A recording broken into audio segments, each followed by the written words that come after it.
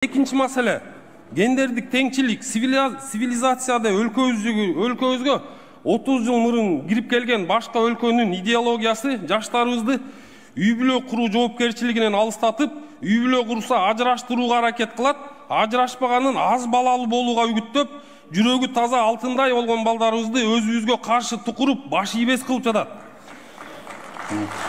Мунун натыйжасында эркек, аял, балдар өз орду менен болбой, ар ким өз укугун талап кылып, милдеттерин унутуп баратат. Элибиздин саны да өспөй жатат. Кыргыз эли менен ой бирдей журт башчылар көйгөйгө эртерээк көңүл буралы кеч болуп кала электе. Урматтуу журт атасы Садыр Нуркожоевич азыр эле айтты го, көп бала төрөгөн энелерге акча беребиз деп. Келгиле жапа тырмак колдойлу, башка өлкөлөр биздин үй бүлөлөрдүн ынтымагын, балдарына мээримин төккөнүн көрүп, алар бизден үлгү алгандай кылалы.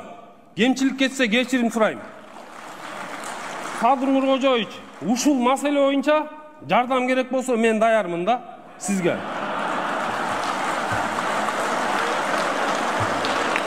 Мен өзгөчө кабыл алып коюңузчу, эми бул жалпы кыргыз элинин маселеси болуп жатат. Туура түшүнсөңүздөр.